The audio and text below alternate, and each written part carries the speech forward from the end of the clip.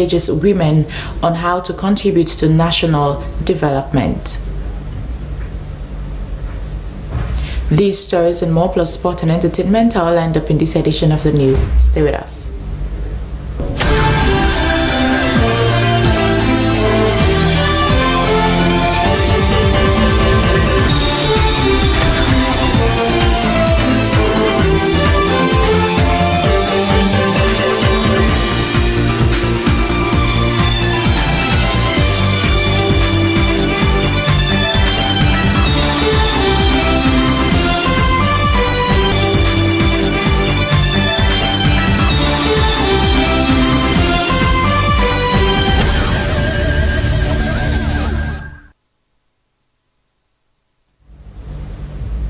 Welcome back. We start up with our first story this morning. The People's Republic of China has celebrated the 75th anniversary of its founding. The event featured cultural performances which showcased China heritage and its fusion with Sierra Leonean traditions. Dignitaries from the Sierra Leonean government, diplomatic corps, and business sector, amongst others, graced the occasion at the Chinese embassy in Freetown. Jonathan Turner reports.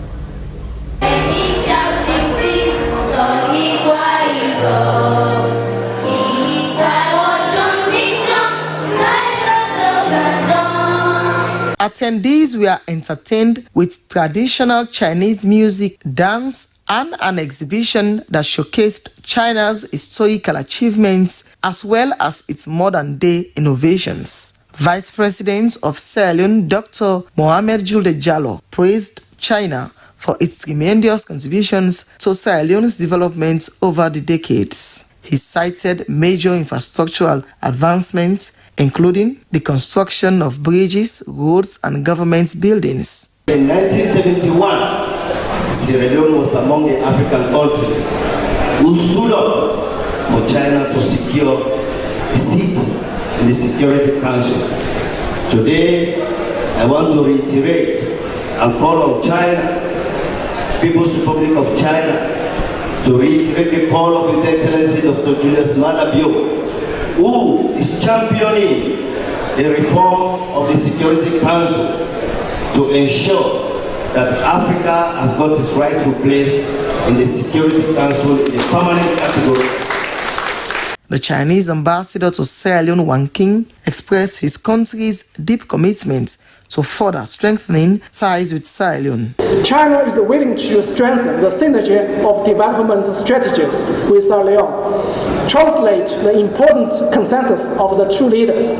I firmly believe on the journey towards modernization, China and Sierra Leone will continue to be good friends, good partners, and good brothers who treat each other with trust and sincerity, work hand in hand to support each other's development, and make greater contribution to jointly building an all-weather China-Sierra Leone community.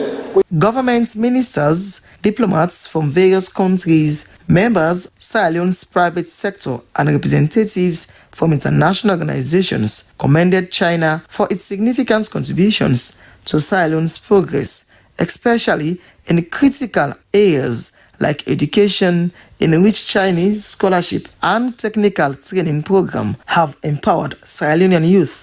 Such events captured a sense of optimism for the future of China-Sierra Leone relations as both countries continue to work together in their shared pursuit of progress and prosperity. For SLBC News, Jonathan Turner reporting.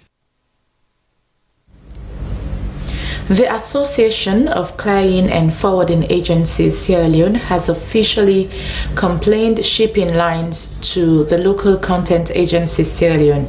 The association alleged that the shipping lines, which are foreign companies, are obscuring the function meant for indigenous Sierra Leoneans owned businesses. As Emmanuel Samoa reports, this discovery was made during the mediation talks between the complainant and the alleged offenders. The Association of Clearing and Forwarding Agencies Sierra Leone appeared like crying babies, alleging that the shipping lines have invaded the clearing and forwarding space legally meant for indigenous Sierra Leonean-owned businesses. The government thought it necessary under our regulator, NRA, to ensure that we have this indigenous association purely for Sierra Leoneans to do business and thrive for prosperity. Foreign companies who are operating in the shipping world have these tendencies of usurping our functions. But the shipping lines challenged the accusations and said that their businesses are owned by Sierra Leoneans and asked that the association should back their claims with data to show that they have been taking their jobs. If you say Sea and Lands is taking all of the jobs of Kenema, produce facts. Getting say they call the discharge report from the terminal. It will align everything that relates to who brought the container and who cleared it. During the mediation, the definition of Sierra Leonean-owned businesses as per law was topical, which the Director General of the Local Content Agency, Fodeba Dabo, defined. According to the Company Act of 2007, Sierra Leonean company is based on shareholding, not because you have 80% or 90% of your workforce being Sierra Leonean, automatically mean your company is Sierra Leonean. No.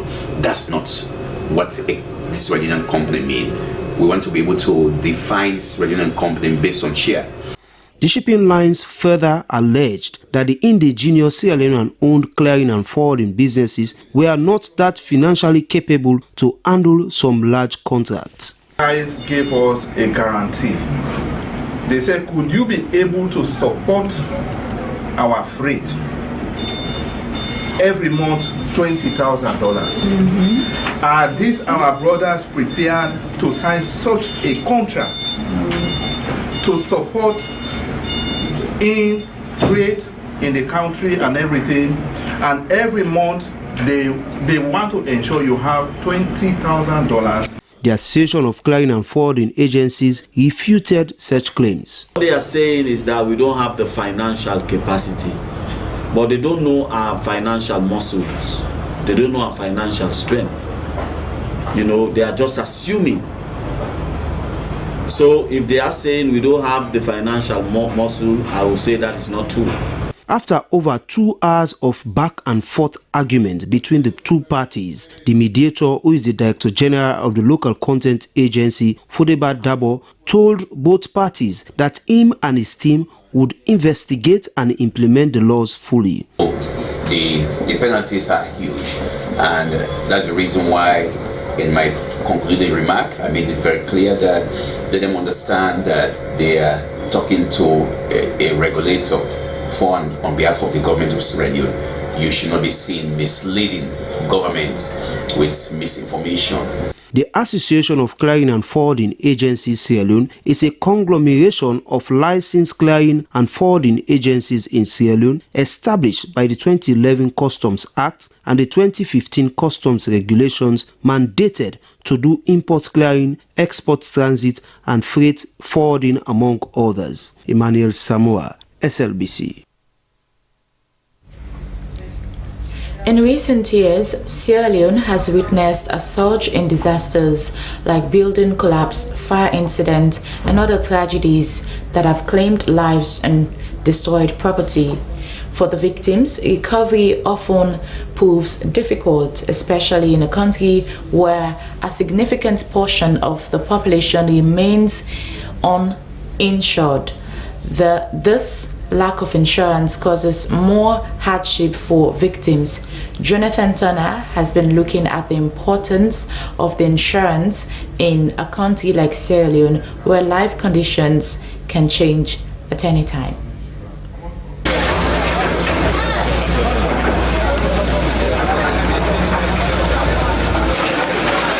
While the frequency of buildings collapsing and fire accidents are growing at an alarming rate, only few people have thought about insuring their businesses or property. This negligence has driven some people out of business, some into poverty when they were visited by certain tragedy. A lack of compliance with insurance regulations by many citizens is rife, and many do not even believe in the idea of insuring their property. It is against this background that the government in the year 2000 introduced Sierra Leone Insurance Company. SLECOM's Deputy Commissioner Sheku Matia said they always ensure that claims are paid to beneficiaries when needed. Yet many people are either unaware of or indifferent to the importance of insurance, leaving themselves vulnerable to devastating financial losses. Indeed, insurance companies pay claims. We make sure that they pay claims. Whenever there is some amount of discrepancies or whatever, then we come in and settle it, right, to the best of our knowledge in insurance, so that people will have easy access to our office through our provincial offices, liaise with them, tell them about the compulsory insurance issue, about all the rest. For a broker, Joshua Boni, distrust of insurance companies is one of the major reasons why many Sierra Leoneans are reluctant to insure their homes, lives, and property. The insurance side to the client is that the client also feel that the insurance companies are taking money away from them without compensating them when the actual things occur. So the basic issue or challenge that I would say we as practitioners are facing is one of trust. And I believe that if that element of trust is worked on, the industry can be a better tool for the economy. With over 4 decades in the insurance industry, Ambassador Ali Issa Bangura, Executive Chairman of Sierra Leone Insurance Company, has seen firsthand how non-compliance with insurance laws has worsened the impacts of disasters on individuals and communities. Despite his company's compliance with all legal frameworks, individuals continue to shy away from insurance coverage.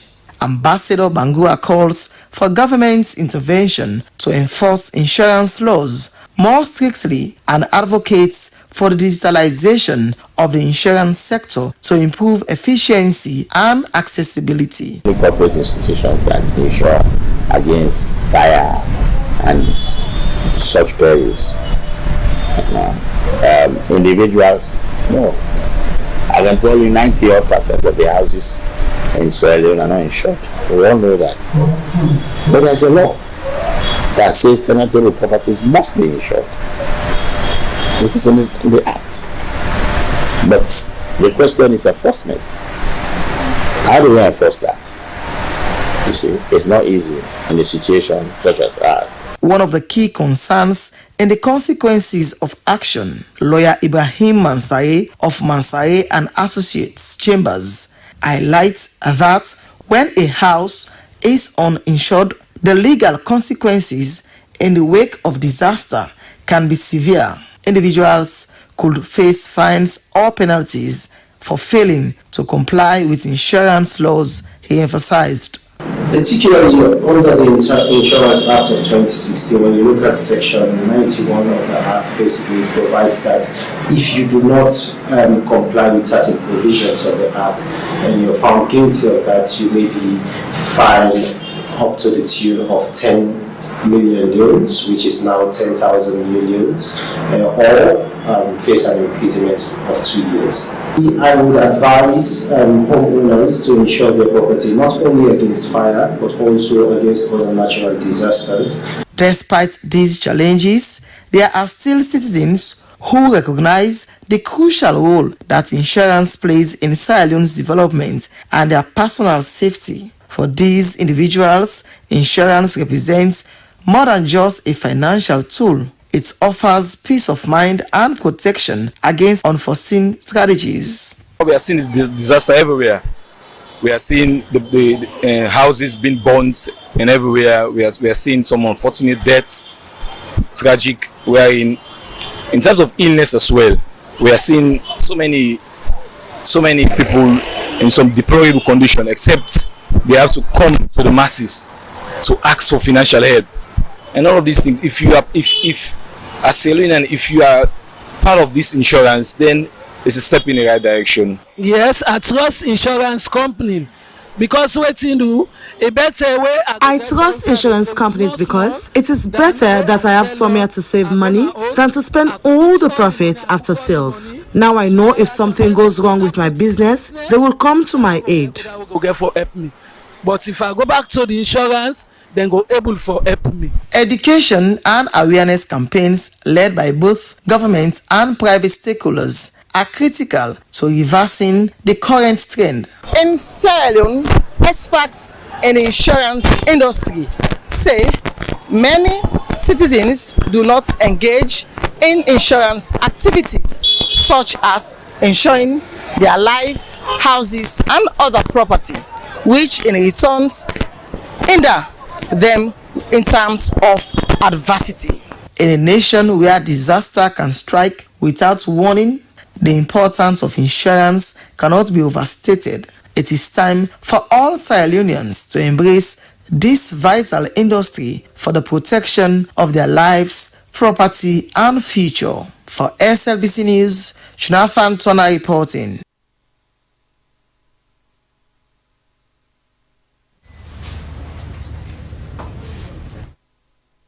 At exactly 8 a.m. on the 1st of October 2024, the grounds of the Albert Academy were a sea of excitement as thousands of alumni, young and old, converged to participate in the back-to-school session, which was part of the school's 120th anniversary celebrations. Our intern, Antumana Kagbo, filed in this report and aired in the studio by Emmanuel Samora. The bright October sun bathed the red and white brick walls of the historic school in golden light, and the echoes of students' laughter filled the air. Both the old and current pupils were dressed in their white and grey shirts. For the old pupils, the occasion brings memories of the days they used to walk up the Berry Street hills, a time they cherished and a decision they never regretted. My days at the Albert Academy was really awesome. I would say, those days were the best days of school for me because I attended the annual school. But I always say when I came to the Albert Academy, those were my best days. The occasion attracted a myriad of distinguished personalities the school nurtured, who were eager to reconnect and expose the current pupils to the unique ideals of their alma mater. Interestingly, the old pupils did not only show their good behaviors during their days in school, but also some of their odd behaviors. We have been involved in various fields of studies and we have various professions. So basically we want to come and interact with them. Like for me, I'm an elections expert. I work for the Electoral Commission. I've spoken on civics, the do's and don'ts of good citizenship. For the principal of the Albert Academy Senior Secondary School, Junisa Vandi, a program of such nature was to show the public that the Albert Academy School maintains its standards. He disclosed that come next academic year, the school will transition to a single shift system. Currently, we are dealing with the pavement, which by God's grace will be completed during our anniversary. Come next year, by God's grace, we will transit to one shift. Just after this pavement, that is our next plan, so that we can come to one shift from next academic year. Founded on October 4th, 1904, the school had and still continues to be a beacon of excellence, shaping some of the country's finest minds, and today it stands tall, filled with pride, being a key contributor to Sierra Leone's development strides spanning over decades.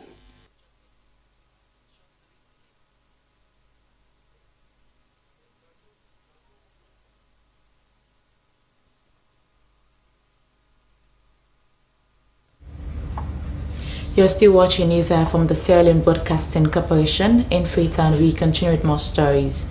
Caritas Sierra Leone engaged about 100 women in the western area on how they would contribute to national development and increase their voice to reduce violence against them and girls to ensure an equitable society where their rights are protected. Stella Banga witnessed the closing and our reports.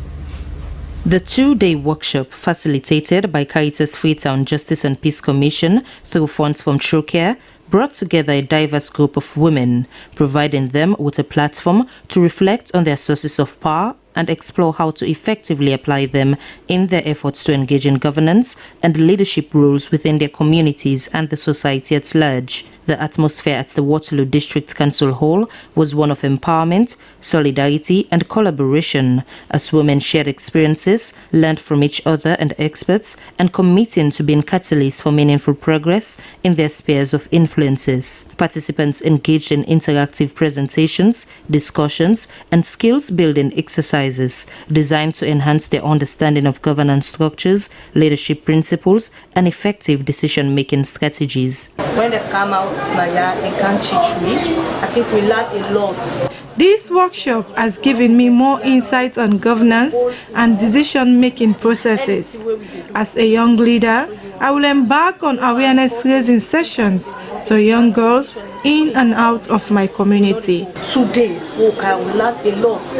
I've been on the land before, but presently where I come within these 2 days, I come for land but governance. As most women lack confidence due to issues such as discrimination in our communities, this engagement has encouraged us to take active part in decision-making processes in our communities and to break the stereotype against women. Not only for you learn book, but first you able to read and write English, you believe in yourself, you get that kind 1 or 2 people will go support you. Anything where you want for do with him, say even beyond you be able to. According to Project Director, strengthening community resilience and women and girls protection through integration was seen as very timely, as the current Gateway Act speaks to that. Found out that actually the women had no space actually in decision making and governance and even taking leadership position. So initially we started with engaging women to increase their voices actually in the household and at community level. With our donor partner, we decided to just upscale our intervention. And so for this year, we are awarded a 10-month grant between March and December this year, engaging these women to really increase their voices. It's not only now at household and community level, but even at district level. By investing in the leadership potential of women and girls, Caritas Sierra Leone and TrueCare are working towards creating a more inclusive, equitable and empowered society where women play a central role in shaping policies, influencing decisions and driving sustainable development in their various communities and the country at large. For SLBC News Hour in Freetown, Stella Bangura reporting.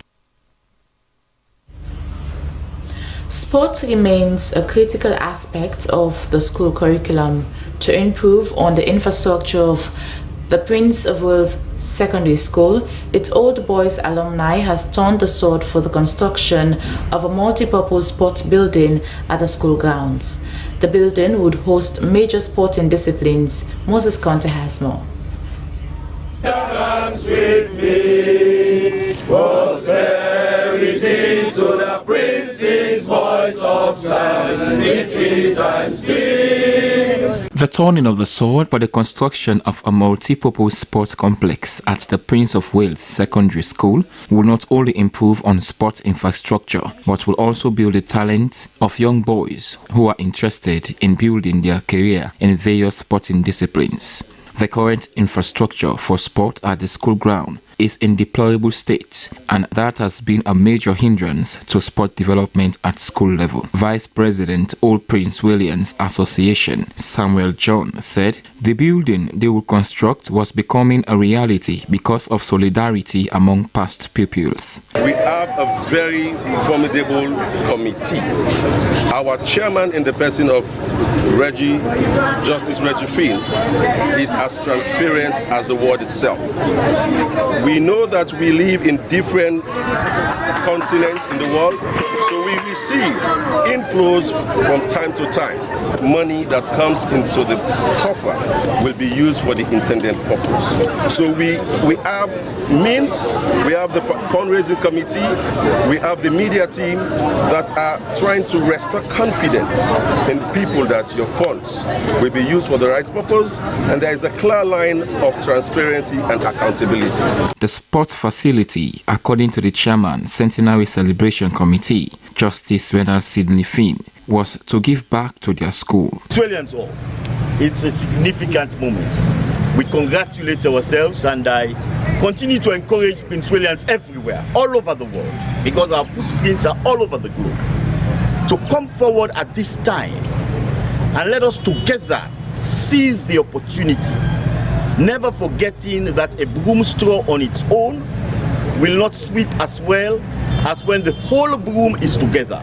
So we have a history that underlines what we say in our school song, that the cricket and the athletic grounds tell our tale of triumph. And so this day we come to lay that foundation stone in respect of the multi-purpose court. We turn again to sports for inspiration. As the school prepares to celebrate its centenary anniversary, such boost to sports was among many initiatives that are in the pipeline to change the face of the school's infrastructure. Moses Conte reports for SLBC. The Dawatoni Organization for the Aged has provided free medical checkup for about 200 elderly people in Freetown. The move has been a usual practice of the organization and coincided with the celebration of their 4th anniversary and the International Day of the Aged. Christiana Kamara reports. These senior citizens have been receiving free medical checkups from one of the non-profitable organizations, the Dawatoni Organization for the Aged. Providing another free medical checkup in commemorating the International Day for the Aged was a gesture aimed to improve on their health and to also acknowledge the contributions they had given to society. CEO and founder of the organization, Doreen Barry, said their journey has been a tough one. However, the entity has been able to cater for the aged and constructed 6 houses for the aged who were homeless. We are celebrating the 4th anniversary of DOFA since we set up this organization 4 years ago. We're also celebrating the month of the elderly all over the world. We are celebrating old people, acknowledging them for the role they have played and their contribution towards society. Executive Director of Caritas Sierra Leone, Reverend Peter Conte, said it was a blessing to be an older person in a society where life expectancy is short, noting that a society that neglects the aged is a society that is heading for failure. Some beneficiaries expressed appreciation to the CEO and pleaded for government support. The organization is helping us in many ways. They have provided shelter for the aged who were homeless and rebuilt houses for those who were in deplorable condition. I want the government to help us. So glad in the way that I know how to feel. I am happy for the support. The organization has been giving us food, medicine and other supplies. Presently, I cannot afford medicine. We appreciate the donor, Doimbari, for such laudable kind gesture. The Dawatoni Organization for the Aged DOFA is a non-profitable organization that caters for the welfare of the elderly people in Sierra Leone. Now, the Feed Salon program is a broad program that is geared towards food security and promotion of sustainable agricultural practices in Sierra Leone. Pillar 3 of the program focuses on agro-processing, marketing and distribution or agricultural investment. As part of the implementation process of that pillar, the Ministry of Agriculture and FAO developed a strategic investment plan which has been validated at a workshop in Freetown. Abdul Mansaye filed in this report and read in the studio by Suri Kamara. The plan being validated here is a document designed to guide the operationalization of Pillar 3 of the Feed Salon strategy. Pillar 3 focuses on aggregation, processing, and market linkages. It is dedicated to agro-processing, marketing, and distribution in order to address food losses, especially post-harvest losses. Particularly for perishable crops, like I said, vegetable, we have been experiencing huge post-harvest loss. We have had evidences of people doing assessment to confirm that between 30 to 35% of food loss is as a result of food post-harvest loss. And post-harvest loss is not only is a long process that starts from harvesting in the field to the farm, from the farm gate and up to even processing. When you are processing, you have the correct equipment, you will not be able to realize maximum yield or dividend. The plan we have developed is providing a comprehensive approach in ensuring that all of those leakages are really brought to the attention of different partners who are operating within that particular pillar, ensuring that we all coordinate effectively to avoid duplication, and we all do it together to ensure that when our farmers, for example, rice, they harvest, there is high tendency for them to reduce post-harvest loss from the farm gate to the markets. The plan is part of a broader policy effort to foster sustainable agro-food system initiatives in Sierra Leone. Minister of State responsible for food systems, Pathways Conveyor, outlined a series of policy interventions aimed at building a robust food system. Manti Traore said that government has developed 8 pathways towards a robust food systems architecture and a food systems coordination strategy to monitor and coordinate all sectors. We are introducing district leads to coordinate the complex multi-sectoral implementation at district level. And we have also developed a bespoke information management system that will pull the data on food system implementation as well as nutrition. Deputy Minister of Agriculture 1, Teresa Tenedic, said the ministry would ensure that the strategy is aligned with the Feed Salon program towards food sufficiency and livestock development, as well as crop diversification and sustainable agricultural practices. The Feed Salon operational plan was developed as part of the Sustainable Agro-Food System Intelligence Initiative to strengthen sustainable food production in Sierra Leone. It is the product of the continued collaboration between the governments of Sierra Leone, the Food and Agriculture Organization, and the European Union, which provided funds for the development of the plan. Well, it's now time for our international news.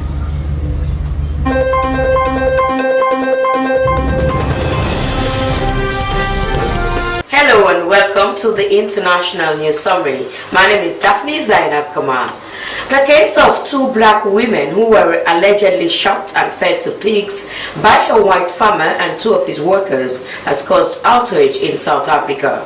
Maria Magato, 45, and Lucian Dulovo, 34, were allegedly looking for food on the farm near Pokoweni in South Africa's northern Limpopo province in August when they were shot. Their bodies were then alleged to have been given to pigs in an apparent attempt to dispose of the evidence. A court is now to decide whether to grant bail to farm owner Zakaria Ioannis Olivia, 60, and his employees Adrian DeWet, 19, and William Osoro, 50, ahead of their murder trial. The 3 men have not yet been asked to enter a plea in court, which will happen when the trial begins at a later date. At previous hearings, protesters have demonstrated outside court demanding that the suspects be denied bail.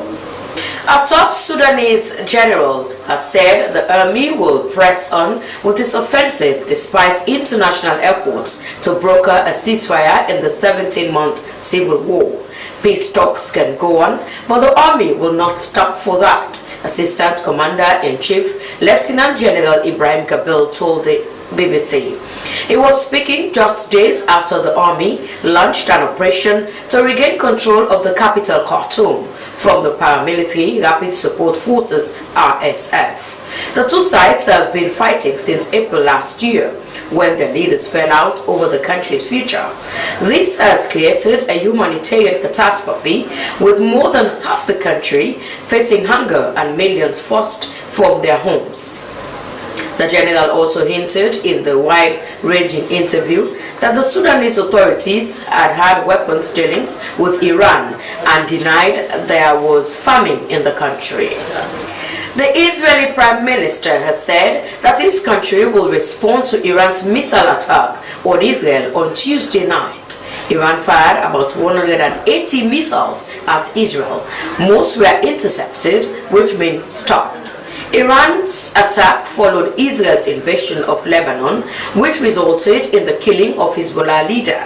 Lebanese authorities say that over 1,000 people have been killed in the last 2 weeks and that over 1 million people have had to leave their homes.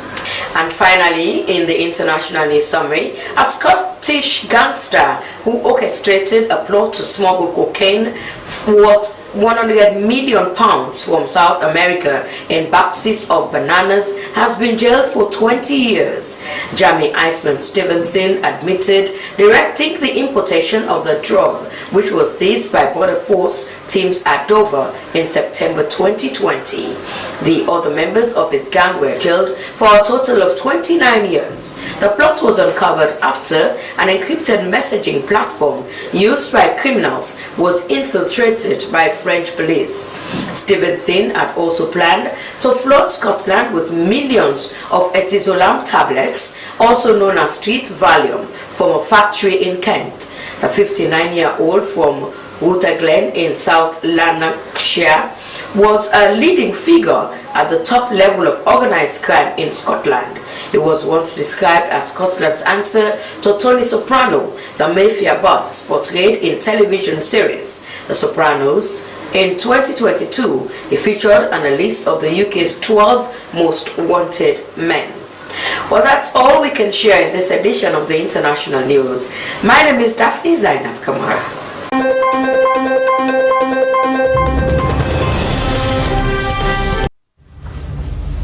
Now from the international news, we move over to entertainment news. Hello and welcome to the entertainment news with me, Julian Dumboya. In this edition of the entertainment news, Confucius Institute hosts China Sierra Leone Food Festival and Kiss Daniel new song Mahaba on Fire. Now, Confucius Institute at the University of Sierra Leone has hosted the second China Sierra Leone Food Festival.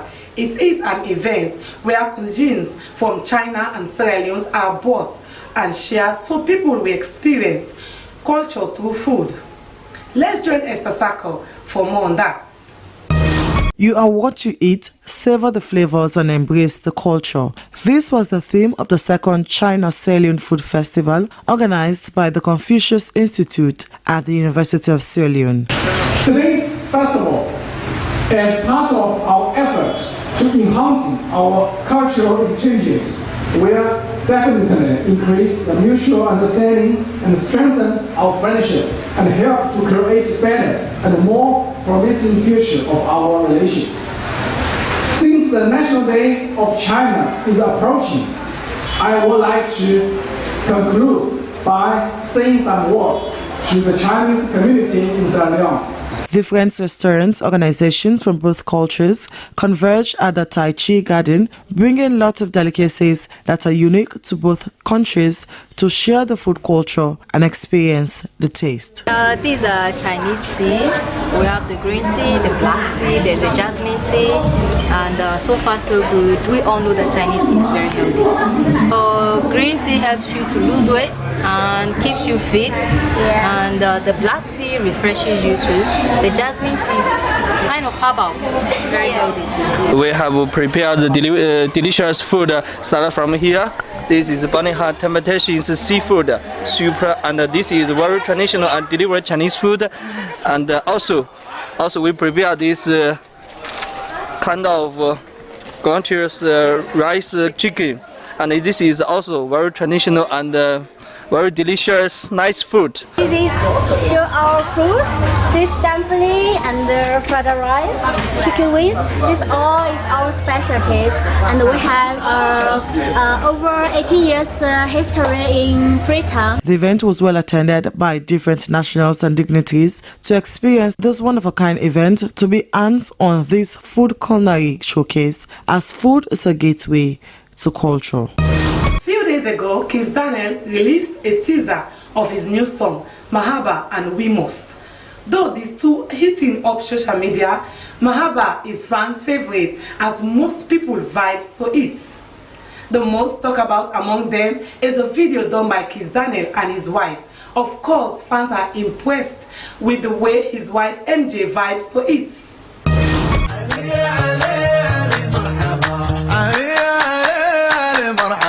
Just a little bit of alcohol, a little bit of cigarette. I'm already singing bird, I'm already continental, international. I'm killing it, you know I'm put the fire. Now maybe the follow come, couple up or solo one. Pressure no fi catch me, fully loaded cash. When they see me coming, they say we the bad, you loud, you loud, you loud, you loud. You want to tend to be bad, olori bu, kolovado. Tori mo kula mo kuda, oja kuda mo molekon. Bottom, already a crazy nigga. Black on black, Elea, mash back on Shelea, energy like a star. It's really impressive, the wife supporting the husband thing. Well, that's all we have in this edition of the Entertainment News. I've been your presenter, Joyan Dumbuya.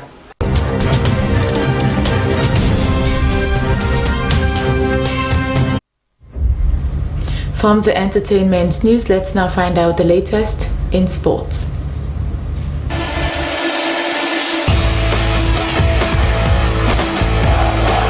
Hello and welcome to Sports Update with me, Mohamed Laminto. We begin with cricket in this edition.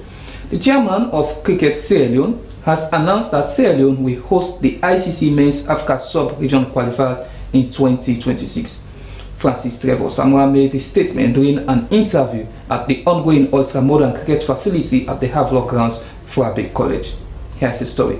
A major constraint for the association is the lack of modern facilities to match international standards. Since the association became an affiliate member of the International Cricket Council in 2002 and an associate member in 2017, however, this project will be a game changer for Cricket Sierra Leone to address the many constraints the association faces.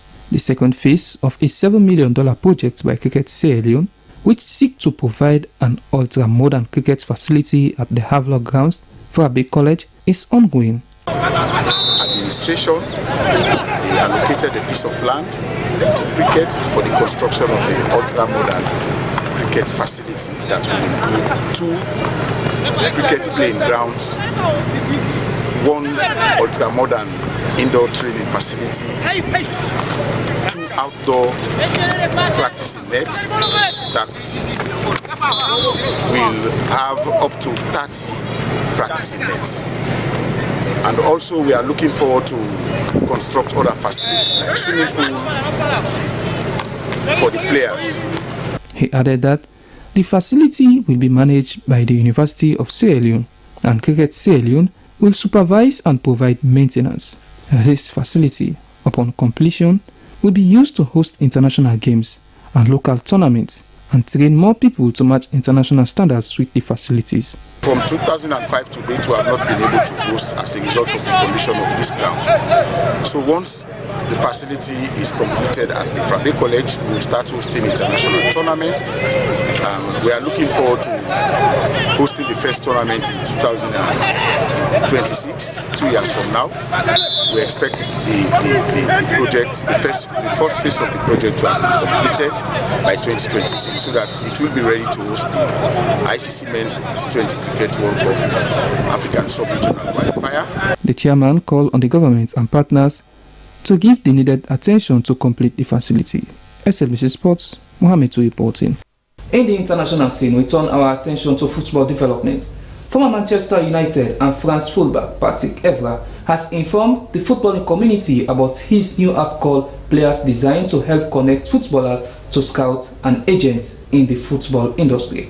Abdul Kabir tells us more. Former Manchester United and French national team star Patrice Evra has unveiled a groundbreaking new app designed to provide a platform for aspiring soccer players who may have been overlooked by traditional academies. In partnership with football tech entrepreneur Tommy Fish, Evra has co-founded Player, an invite-only app that will be accessible to the public early next year. Initially launched in England, the app aims to rapidly expand its reach globally. Having recently secured $1.2 million in pre-seed funding at a valuation $6.7 million, Player is currently focused on redefining its testing community. Evra expressed his enthusiasm for the project, stating, "We have some of the top 1% of young players in England on Player, and it's about to explode. Back then, when I was at Manchester United, I would have loved a platform to showcase my football profile, share my memories, and connect with my community. Players a centralized space to make every match count." Well, that's all we have time for in this edition of Sports Update. Thank you very much for joining me. I am Mohamed Lamitwe. Goodbye.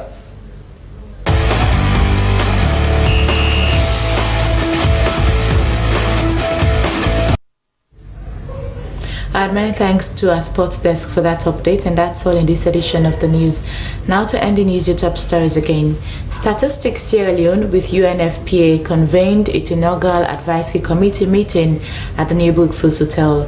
This meeting aims to establish the terms of reference and finalize the committee's composition for the 2025 population and housing census. The People's Republic of China has celebrated the 75th anniversary of its founding. The event featured cultural performances which showcased China's heritage and its fusion with Sierra Leonean traditions. Dignitaries from the Sierra Leonean government, diplomatic corps, and business sector, amongst others, graced the occasion. And Caritas Sierra Leone engaged about 100 women in the western area on how they would contribute to national development and increase their voice to reduce violence amongst them and girls to ensure an equitable society where their rights are protected. Well, that's the end of the news from the Sierra Leone Broadcasting Corporation in Freetown. Thanks for watching, and do continue to stay tuned to the public broadcaster, the Slbc. More stories will pop up in our 3 p.m. and 9 p.m. editions of News Hour. Coming up next is Good Morning Sierra Leone. My name is Cecilia Alice Sisse, wishing you a lovely day. Goodbye.